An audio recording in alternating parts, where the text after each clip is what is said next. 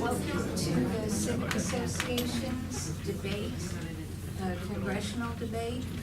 We've passed out cards that you can ask your questions on. Mark Fasanella in the back is taking the questions and will be handing them up to me. I am just the reader. I am not in charge of what questions are being asked or read. Before we begin tonight's debate, if everyone would stand, we'll do the Pledge of Allegiance. Allegiance to the flag of the United States of America and to the republic for which it stands, one nation, under God, indivisible, with liberty and justice for all. Okay, we'll begin the evening with a 3-minute statement from each of the candidates. And Dave, I'll let you go first.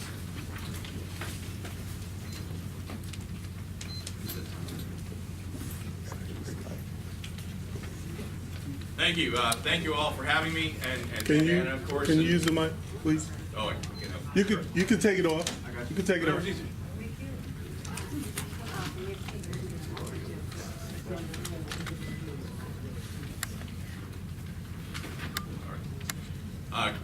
Good evening. My name is Dave Colon, and I'm running for Congress. It's good to be here, and thank you to the Civic for hosting us here today. When Lee Zeldin was 26 years old, he started running for office, and he ran for office again and again and again and again. I've taken a different path. I've been a leader in the governmental level at the national and regional levels. As a business person, I've been a leader at the national and regional levels. As a not-for-profit leader, I've been a leader at the national and regional levels. And when I was 26 years old, I took the oath of office as a federal prosecutor. And I appeared in courtrooms around this country saying, my name is Dave Colon, and I'm here representing the people of the United States of America.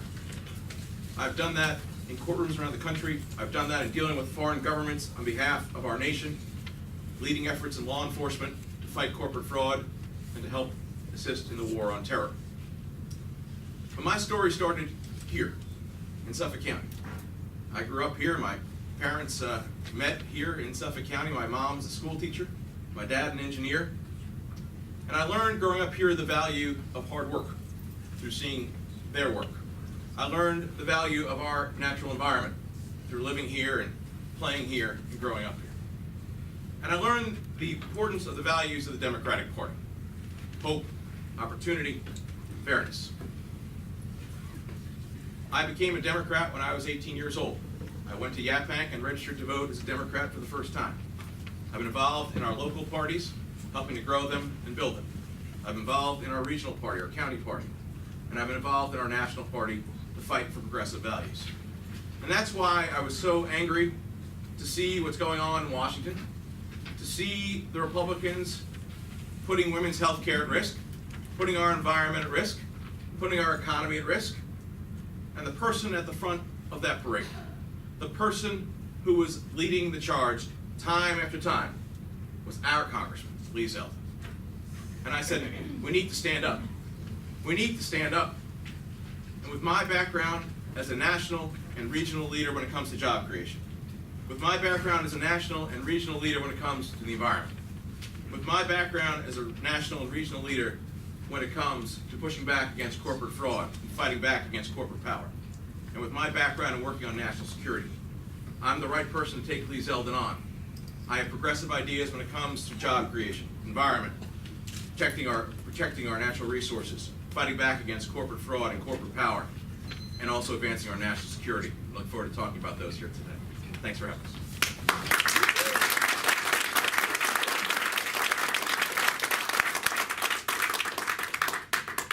Good evening, everyone, and thank you for having us here tonight.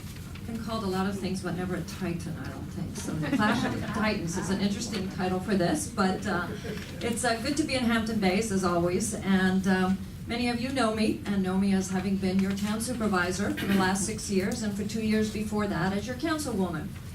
And I raised my 4 kids right here in this town, and devoted my life as I was raising my children and my work to working with and for people, and to bring real, structural, meaningful, long-term change to the lives of people who needed someone to represent them, to fight for them, to work with them, and to work for them.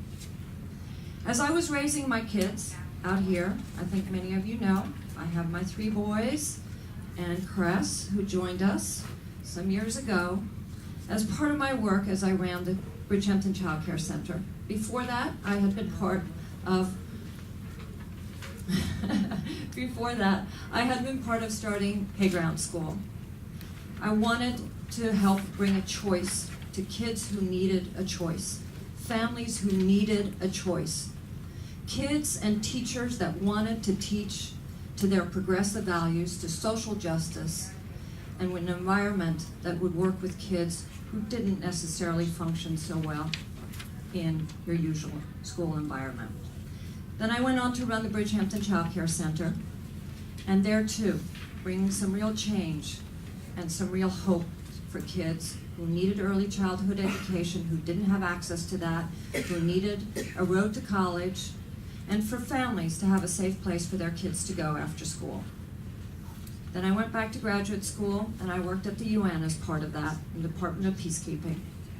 And that was right at the time George W. Bush was finishing up 8 of the most destructive years of a presidency in this country. Took us to a war we never should have gone to. And then I got asked to run for town board.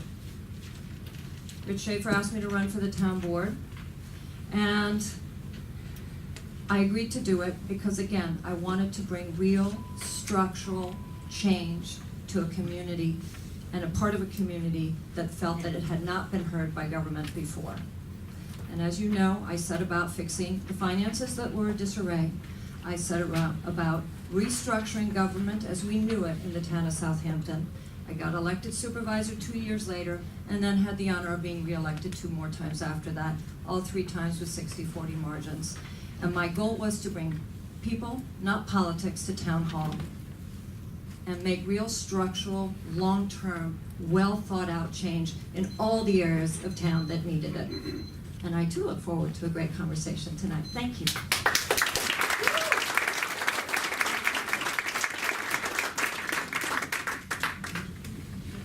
Dave, is there anything, we'll give you 1 minute if there's something you'd like to comment on Anna's speech? No. Okay, Anna? You thought I was really good. She agreed. Then the format tonight will be, we'll read a question, each candidate will have 1 minute to respond, and when both have responded, there'll be 1 minute of rebuttal for each. So the first question is, given the severe, given the severe decline in local and global fisheries, what strategies will you pursue at the federal level to rebuild fish stocks and support local fishermen? Dave, will let you. Thank you. Can you hear me? Oh, okay. Obviously, fishing a critical industry throughout the East End, obviously here in Hampton Bays, not just part of our heritage, part of our way of life. And we need to be standing up on behalf of fishermen and finding the right balance between making sure we have the stocks in our waters and making sure people have the ability to fish to the extent they need to. One of the most critical issues here, particularly on the East End with regard to fishing, is making sure we are keeping dredging, making sure we have access to the waters. Montauk Harbor, for instance, is one of the, is actually controlled by the federal government. Critically important area that needs to be sure we are has clean access to the to the ocean waterways. Same, of course, with Shinnecock Inlet, where quite frankly Lee Zeldin has been failing in the Southampton town's efforts to help make sure we have open access to the deep waters. When it comes to fishing, obviously, we need to make sure that we are protecting our water quality. Critically important, both inshore and offshore, that our water quality is protected. And that's something I've been a leader on here in Suffolk County as chair of the Planning Commission for the last chair of the Planning Commission for the last 7 years, particularly focusing in the last few years on making sure we have a regional plan for water quality, making sure that our waters, both inshore and offshore, are protected, making sure our drinking waters are protected as well. It's critically important. The water underneath our feet and the water that surrounds us defines who we are as Long Islanders. Anna? It is a critical issue, and it's certainly a critical issue right here in Hampton Bays. We are home to the Shinnecock Commercial Fishing Dock, which is the second most active and lucrative commercial fishing dock in New York State. And Montauk is right next door and part of this district. But we also know that unless we work together with the scientists that are looking at what is happening to fish stock and work with the fishing industry and make sure that we have a real plan that everyone is part of. We don't want to hurt the fishermen, but we also want to make sure that we're not hurting the future of fishermen by not protecting the stock that's out there. Long Island Sound is threatened at the moment because of the dredge spoils that the Army Corps is about to dump right back in there, that they know is going to have a negative effect on the fish stock and we have advocated for that. And we've also started the Clean Water Center at Stony Brook to get the nitrogen out of the water, which is killing our fish stock and our shellfish stock. Okay. Rebuttal? I was just going to add, and one thing I think that's very important is our shellfish industry as well. We started in Suffolk County an aquaculture program to allow more shellfish, the leasing of the bay bottom, particularly the Taconic, to make sure that we allow onshore, shellfish fishing. That's critically important, not only because it provides jobs, but also because it helps clean the waterways. And that's our shellfish play that dual role, and a very important dual role. The Magnuson Act, which is the act that controls the offshore fisheries, has an act that's been in existence for 30 or 40 years. It is out of date. It does need to be updated. And in particular, we're seeing issues where Long Island is being pitted against New England because we're all part of the same general region for fishery purposes. And we need to make sure that people stand up for Long Island and our members of Congress stand up for Long Island in that conversation with regard to the Magnuson Act. I want to add too that the dredging is critically important, and it was something that the Army Corps was about to not live up to their contract with the town of Southampton while I was a supervisor, and we made sure that they lived up to that and came out and dredged as they had promised. And we asked them also to go even further into the inlet so that the bigger boats could get back into the commercial fishing dock, which they were starting to not be able to do. And that was something that Congressman Bishop was very active and very effective on and worked very well with my office on that. We also got the county to work with us on making sure that the commercial fishing dock and the contract that we had with them was being lived up to in terms of maintaining it. I have to say, not as well as it should be. Okay, next question. What do you consider an appropriate use for Plum Island? Dave? Plum Island should be either a national wildlife refuge or a national park. Either way, it should be preserved. Plum Island is a jewel. It is a tremendous ecological jewel that we have right here off of our shores. It's also a job creator, particularly for folks on the North Fork. And so we need to make sure that it is maintained and preserved in a way that allows wildlife and passive recreation. When I was the chair of the Planning Commission, we worked with the town of South Hold to eliminate the ability for developers to put high-rise, developments like condos and those kinds of things on Plum Island. The town of Southampton proposed changing the zone. The County Planning Commission approved that. And changing the zone meant that people like Donald Trump, who had proposed putting a golf course on that island, couldn't not pursue their dreams. That was a critically important step. But now the next step is preserving that as a wildlife refuge.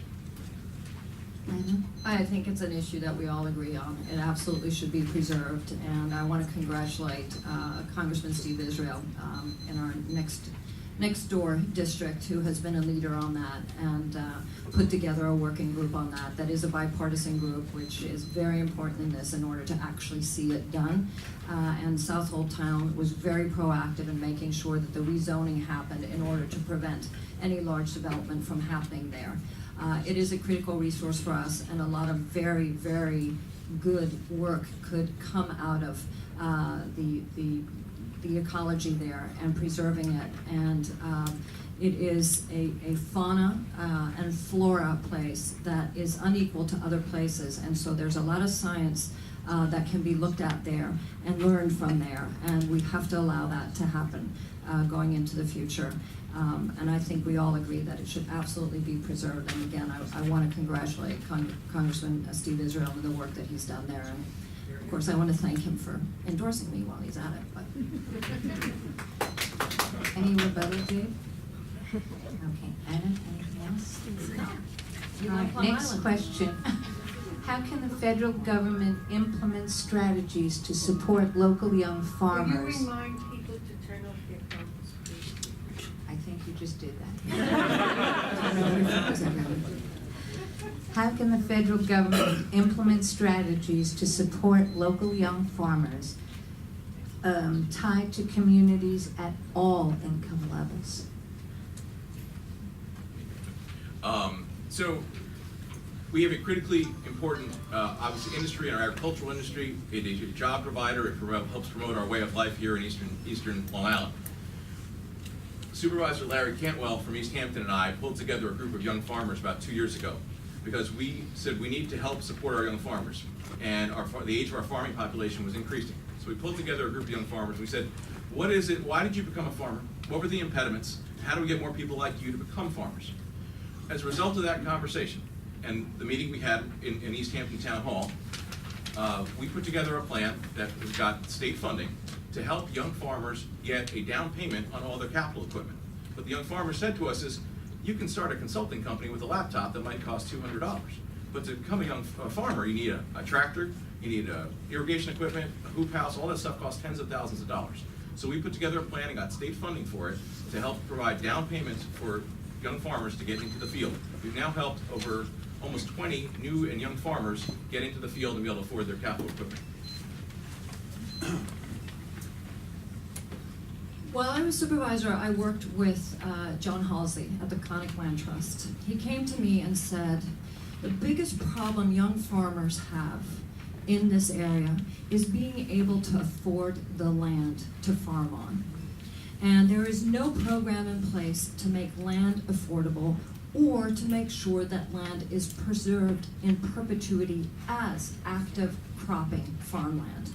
We see a lot of land being preserved and maybe nothing happens to it or it turns into someone's big lawn, and we wanted to stop that. So we created an additional easement program, and we worked with landowners and we made them see the value of this, and we were very successful in getting large landowners to sell us then the extra easements on this and make this farmland affordable for young farmers. And we have several great examples of it, but I want to add to that too is the affordable housing component of this, because these farmers have to be able to live in a house here too. They can't just live off the land, they have to be able to live in a house. Dave, rebuttal? No, I would just take the opportunity just to finish my answer because I didn't answer your question what the federal government could do. So the program we put together locally is a good start, and we've helped over a dozen, almost 20 I think now, young and new farmers get the capital equipment they need to be able to get into the field or expand their business. What we need to do though is expand that to the federal level. Across the country, the age of our farm population is increasing. And the average age of farmers here in Suffolk County is 56 years old. Now that's obviously not old, but as you're someone who's working with your hands day in, day out in the fields, we need to make sure we have the next generation of folks coming up. That's true across the country as well. So we need to put in place programs like the ones we did. Yeah, I'd like to add to that because I think one of the things that young farmers grapple with today is the environmental impact of farming practices.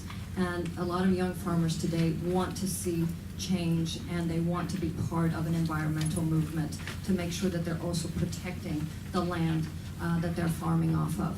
And part of our goal in starting the Clean Water Center at Stony Brook was to work with the nitrogen that will be removed then through these alternative systems, harvesting that and creating a byproduct from that would be an organic compound for fertilizing that would then not harm the earth that the farmers or their health. And that is the kind of federal program that should be, or a program that should be supported on a federal level. Next question. What specific strategies would you recommend and seek federal funding for as regarding water quality in Suffolk County bays?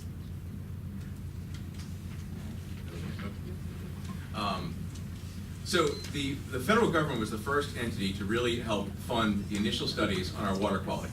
So the 208 study, it's called, were studies that were put together by the federal government in the 70s and 80s, were the first effort to really look at the current state of our water quality. We need the federal government to get back in the game. The federal government has been absent from the field as it comes to water quality in a couple different ways. One, funding for studies. Obviously, some of the towns and the counties have stepped up themselves, but federal funding would make a tremendous difference to know exactly the state of our waters. Right now, towns and counties are forced to do it alone. The federal government needs to be a leader in that. The second thing is the federal government needs to be a leader in actually funding wastewater quality improvements. So that includes things like distributed septics. It includes things like individual package plants. It includes things like sewer facilities for more of our western part of our county. The federal government used to pay for 80% of the funding of all those things. It's now gotten off the field. We need to use the Clean Water Revolving Fund, and we need to use more grant programs in the federal government. We are not alone here on Long Island in facing that issue, which is why we can work with others across the country to finally get funding for wastewater treatment. Anna? Lee Zeldin has been completely asleep at the switch on this subject. And this is a subject that is critical to this district. We all know it. It's critical to every part of our livelihood and our well-being in this district. We've recognized it on a local level. We recognize it on the town level. We have a county executive who recognized it on a county level. We have a governor who's recognized it on a state level. But it has not gone beyond that. Tim Bishop was